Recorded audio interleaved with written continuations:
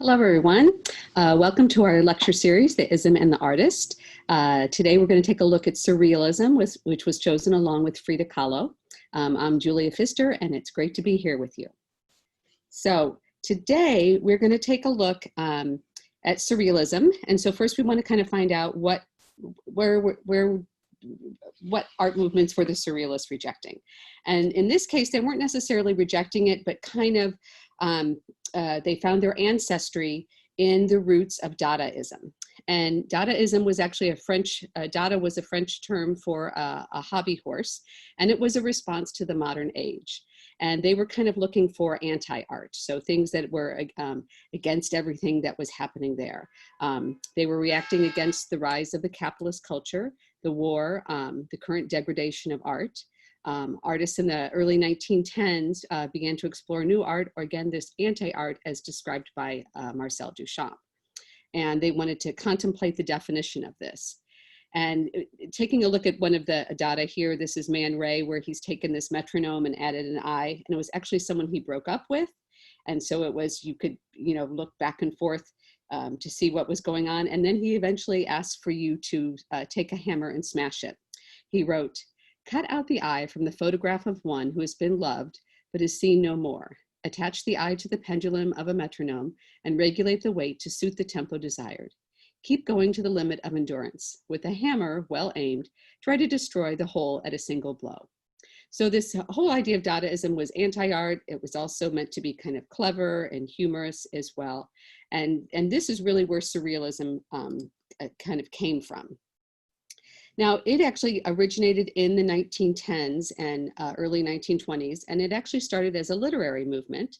And it experienced with this mode of expression called automatic writing, which was kind of like taking, writing from your dreams and things that were coming in and just letting things happen. And we really sought to release the unbridled imagination of the subconscious. And it was officially consecrated in Paris in 1924 with the publication of the Manifesto of Surrealism by the poet and art critic André Breton.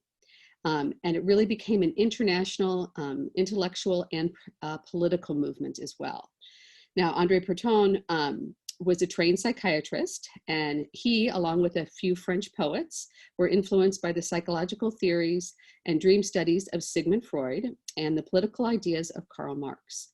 And using these Freudian methods of free association, their poetry and prose drew upon the private world of the mind, traditionally restricted by reason and societal limitations.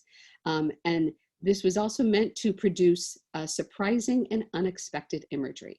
And I think that's we kind of saw that with Dadaism, and it's what we'll kind of see here with Surrealism, this idea of surprising and unexpected imagery. So again, it's surreal. So we're going to see things that we're not used to seeing.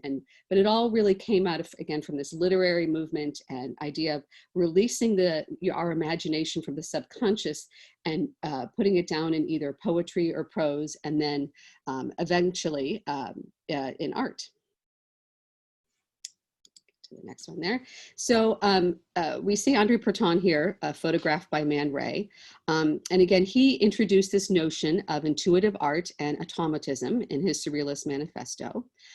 He defined the movement as psychic automatism in its pure state, by which one proposes to express verbally, by means of the written word or in any other manner, the actual functioning of thought. So they wanted to put all your thoughts into something that was visual here. So Breton believed in the dream, or in the future resolution of the dream and reality into surreality, and the reality he regarded as absolute. So he worked in various media and innovated the ways in which text and image were united through chance association. So it's just this, again, all this idea of bringing everything from your subconscious and bringing it out either onto the paper in some form. So the Surrealists thought to overthrow the oppressive rules of modern society by demolishing its backbone of rational thought. So they kind of wanted to they were making irrationality the new rationality. To do so, they attempted to tap into the superior reality of the subconscious mind.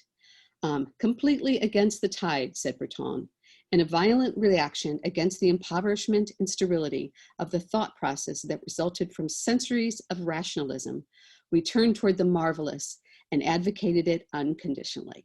So kind of a cool thing there, that idea of turning towards the marvelous and advocating that. So it's really advocating our imagination as well.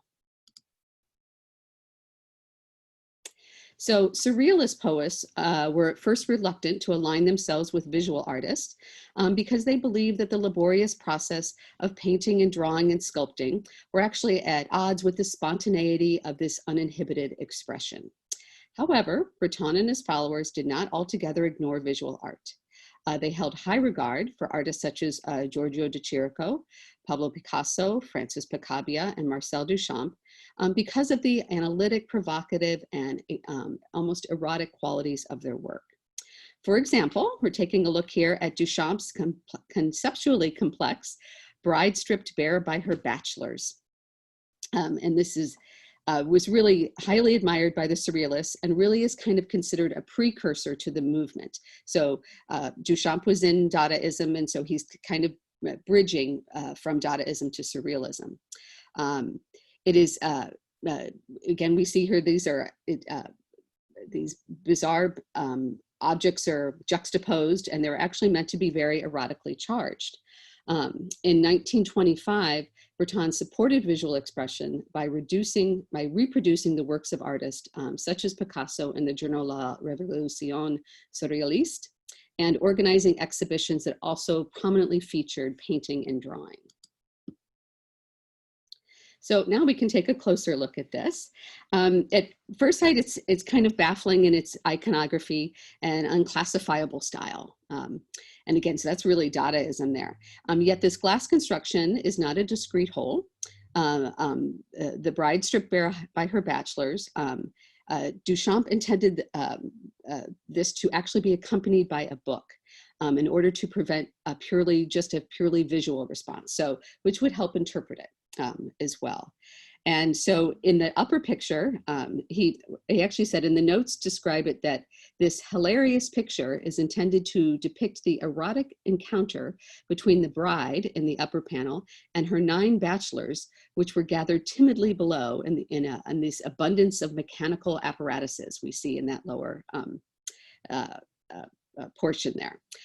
This was actually exhibited in 1926 at the Brooklyn Museum before it was broken in transport, but then carefully repaired by Duchamp, and is now a part of the permanent collection of the Philadelphia Museum of Art.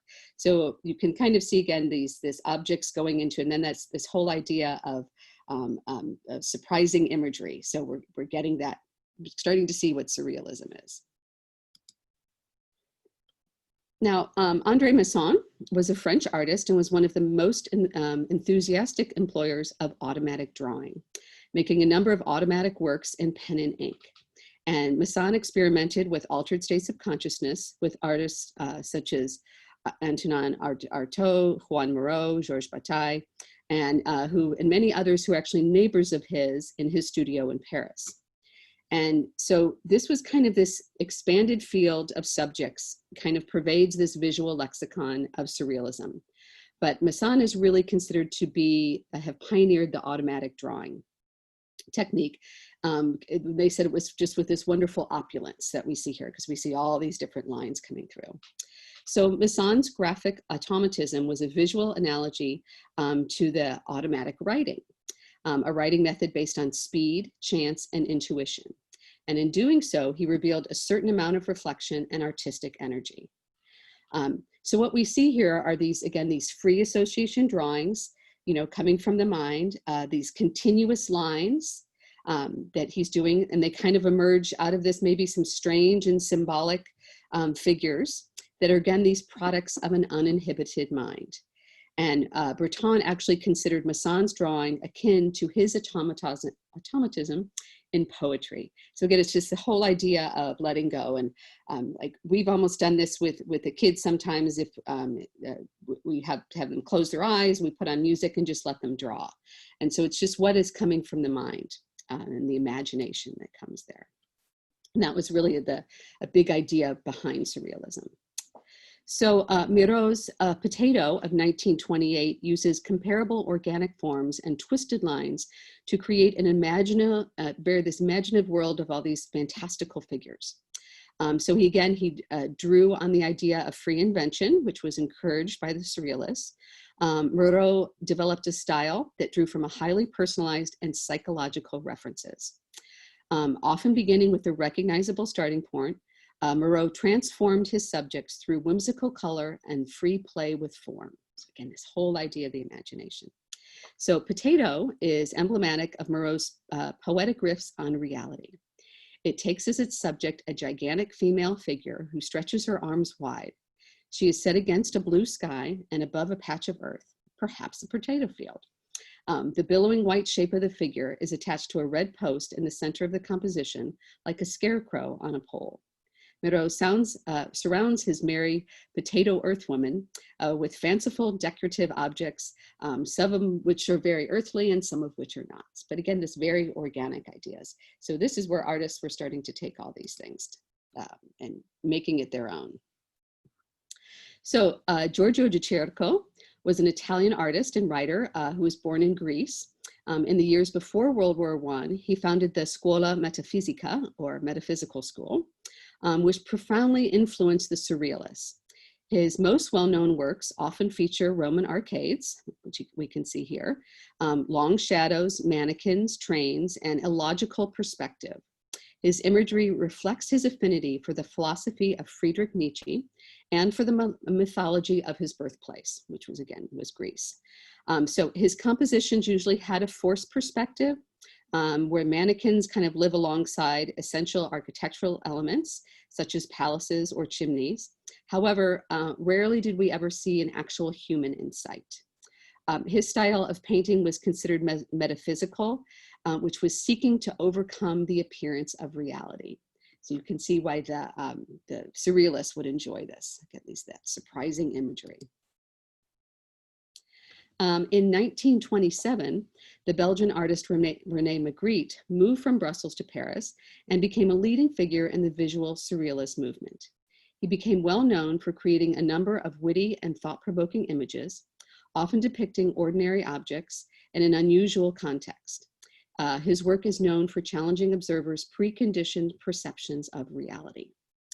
The eye that we see here was a subject that fascinated many Surrealist poets and visual artists, kind of given this position between inner subjective self and the external world. The Surrealist photographer Man Ray once owned this painting, The False Mirror, which he memorably described as a painting that sees as much as itself is seen. So kind of really cool there. His words capture the work's unsettling character.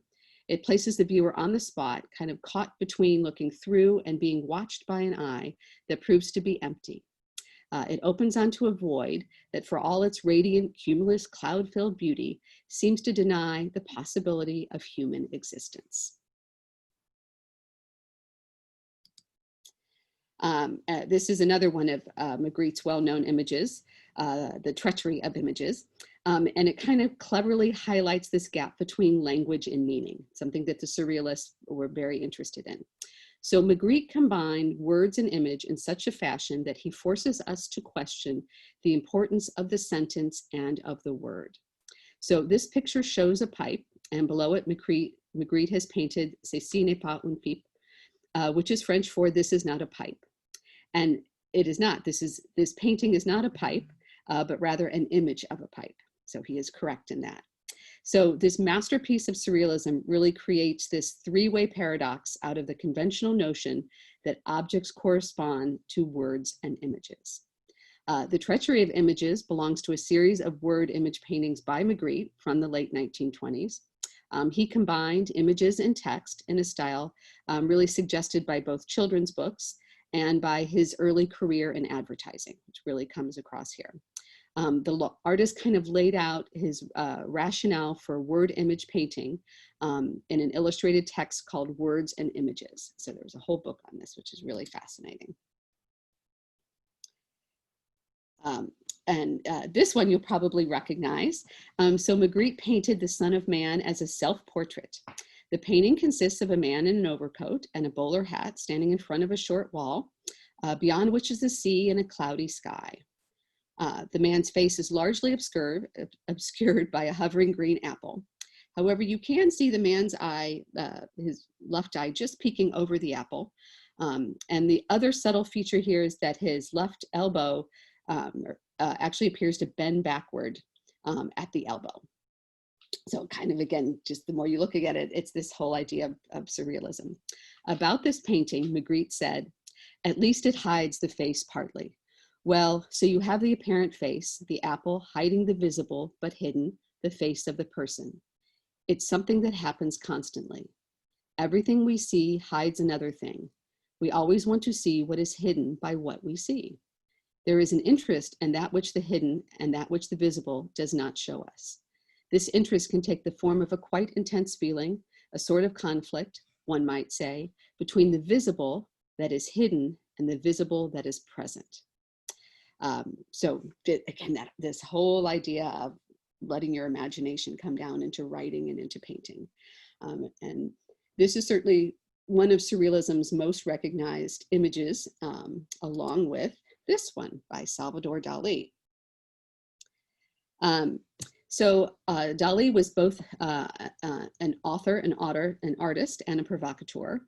And he was really one of, again, the most notable figures of the Surrealist movement. He was born in Catalonia, but studied in Spain, and studied art in Madrid and Barcelona, where he demonstrated masterful painting skills and experimented with several artistic styles. In the late 1920s, two chief influences emerged that shaped his mature artistic style. The first was the work of psychoanalyst Sigmund Freud that explored the erotic significance of dreams and subconscious imagery.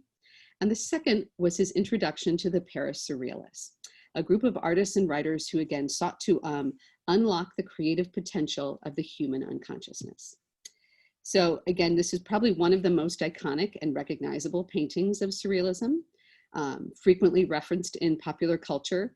It's sometimes known as the melting clocks or the soft watches. The painting depicts this dreamlike world in which common objects are deformed and appear to be inexplicably limp and melting in the desolate landscape. And really, again, Dali paints this fantastical vision in a very realistic and meticulous manner. He effortlessly, again, integrates the real and the imaginary in order to systemize confusion and thus to help discredit completely the world of reality. So that's kind of Surrealism, again, put all together there. When asked about the limp watches, the artist compared their softness to overripe cheese, saying that they show the camembert of time. The idea of rotten and decay is also evident in the gold watch on the left, which is swarmed by ants. Now, ants were a common motif in Dali's art and were usually linked to decay and death. And again, he set this scene in a very desolate landscape that was partly inspired probably where he grew up along the Catalan coast. And this is one of Dali's sculptures. It is the lobster telephone, also known as the aphrodisiac telephone. It was created by Dali in 1936 for the English poet Edward James, who was a leading collector of surrealist art. In his book, The Secret Life of Salvador Dali, Dali wrote teasingly of his demand to know why, when he asked for a grilled lobster in a restaurant, he was never presented with a boiled telephone. So this is really a classic example of a surrealist object, again, made from the conjunction of items not normally associated with each other, resulting in something that is both playful and menacing. If you would pick that up, the claws might hurt you and such. Dali really believed that such objects could reveal the secret desires of the unconscious. There are various cultural depictions of elephants, and they're often viewed as symbols of strength, dominance, and power due to their bulk and weight. So Dali, in this painting, The Elephants, contrasts these typical associations by giving the elephants these long, spindly, almost spider-like legs. Once described as multi-jointed, almost invisible legs of desire. And Dali enhances the appearance of strength and weight by depicting the elephants seem to be carrying these massive obelisks on their back. However, if you look really closely, you can see that they are actually floating above the backs. So kind of, again, this so interesting juxtaposition of what's going on here. He was believed to be inspired with the elephants by the sculptor John Lorenzo Bernini, of his base sculpture of a base in Rome, on an obelisk. And the elephant is really a good example of a surrealist work, again creating this kind of sense of phantom reality. The elephant is a distortion in space, one critic explains.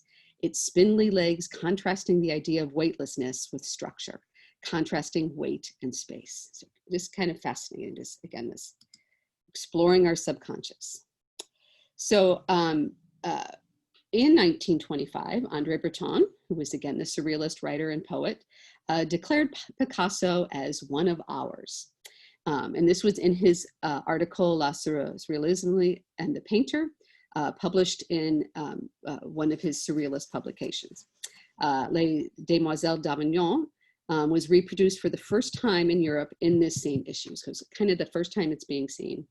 But Picasso actually exhibited Cubist work in his first surrealist group exhibition in 1925. And this whole concept of psychic automatism in its pure state, defied in the Surrealist Manifesto, never really appealed to him. So, and this is actually really a great example of one of his great Cubist paintings. But it's this whole idea of abandoning all known form and representation of traditional art. So kind of went along with the Surrealists. You can see why they kind of wanted to pull him in there. So it was kind of this, again, this distortion, but still trying to, and pulling in the women's body. It also showed his African art with the masks up there that we see. So just this idea of an altered reality, which was also part of Surrealism. Now, Picasso painted the three dancers in Paris after a trip to Monte Carlo with his wife, who was at the time was the ballet dancer Olga Koklova. At this time, Picasso was attracted to Andre Breton's surrealist movement. And this radical work kind of marks, again, his entry into surrealism, and this descent of this kind of disturbing depictions of the female form, which could have been said to come from the subconscious. But again, he never really signed on as a full member of the surrealist movement. And it really kind of just moved him more towards primitivism and down-to-earth aspects response. And again, but never really bought into this whole idea of the subconscious state, though his paintings could certainly say that they were from an altered imagination.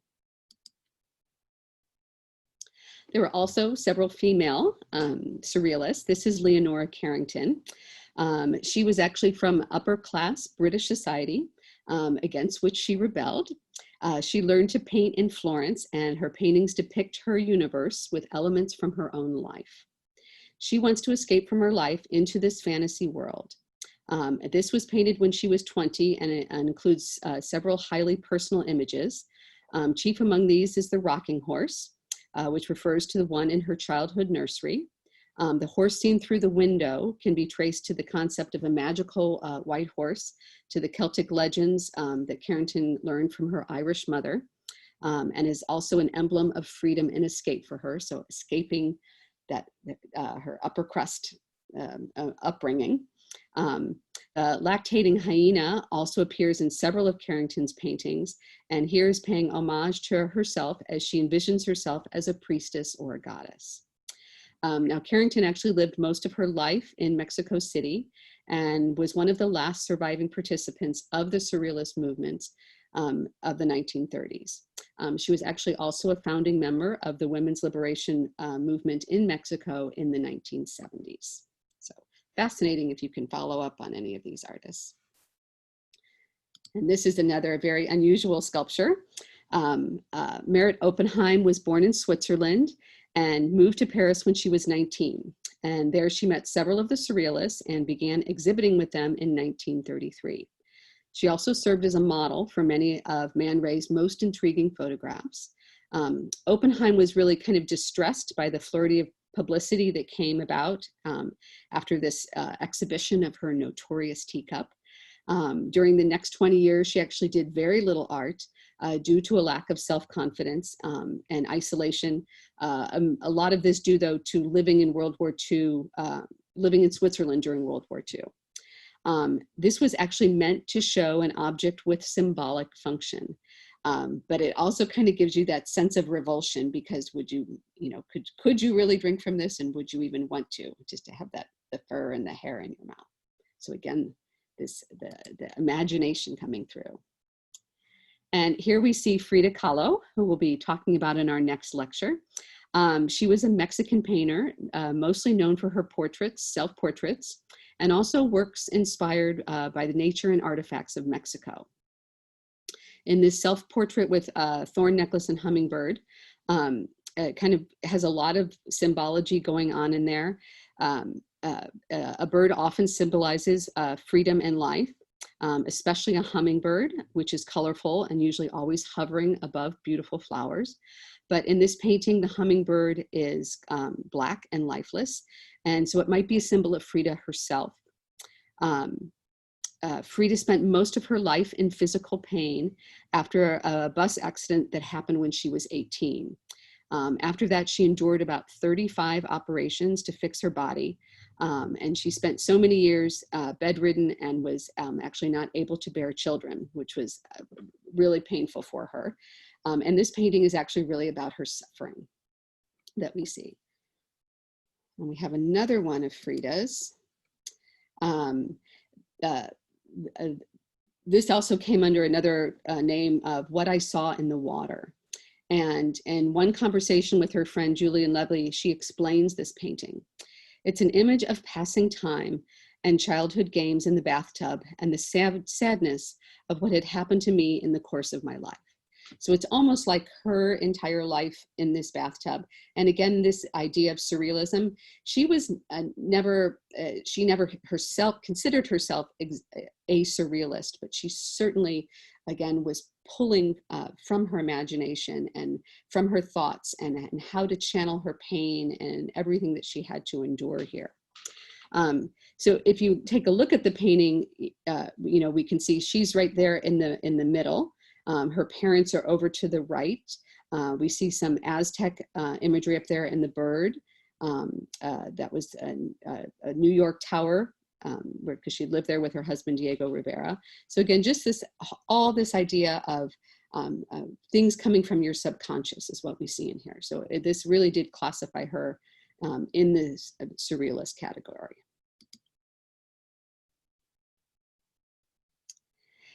Napoleon in the Wilderness by Max Ernst dates from 1941, which is the year in which Germany launched its Russian campaign on the Eastern Front. And so it kind of represents a surrealist interpretation of the theater of World War II by Max Ernst. It was actually painted in the USA, where the artist had made a new home after fleeing Europe.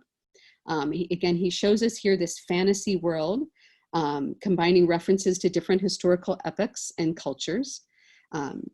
It's kind of tempting to link this painting with its strange group of figures on the seashore with the situation of the artist in exile. So again, things coming from your imagination and letting everything out there. We have another of Max Ernst's paintings. Oops, no, we don't. Sorry, we went right to, I just love this. This is actually, these two were married at one point. And this is another one of the female surrealists, Dorothy and Tanning. And it appears to be here, this hotel corridor with numbered doors, the farthest of which is open just enough to offer us this incandescent light. We see the giant sunflower and pieces of torn stem lie on the landing. Two fallen petals lie further down the stairs. And a third is held by a doll propped against one of the doorways. So again, Tanning said about this painting, it's about confrontation. Everyone believes he, she is his, her drama. While they don't always have giant sunflowers, the most aggressive of flowers, to contend with, there are always stairways, hallways, and even private theaters where the suffocations and the finalities are being played out. The blood-red carpet or cruel yellows, the attacker, the delighted victim. So again, just this whole idea of letting your emotions out. So almost therapy in art or in poetry. And again, this was made while Tanning was staying with her companion, Max Ernst, in Sedona, Arizona. And it was their first trip to the area where they would later live for several years and help form the artist colony there. So we end here with this slide. Whoops, move it for you. The organized surrealist movement in Europe dissolved with the onset of World War II. Breton, Dali, Ernst, Masson, and the others left Europe for New York. The movement found renewal in the United States at Peggy Guggenheim's gallery called Art of this Century, and also the Julian Levy Gallery. In 1940, Breton organized the fourth International Surrealist Exhibition in Mexico City, which included the Mexicans Frida Kahlo and Diego Rivera, even though neither of them officially joined the movement. Surrealism's surprising imagery, deep symbolism, refined painting techniques, and disdain for convention influenced many later generations of artists, and really helped also form this continuum between surrealism and abstract expressionism. So I hope you've enjoyed this lecture on surrealism. Surprising and unexpected. I think we've certainly seen some of that here. And again, I encourage you to explore it more. So please enjoy. Thank you.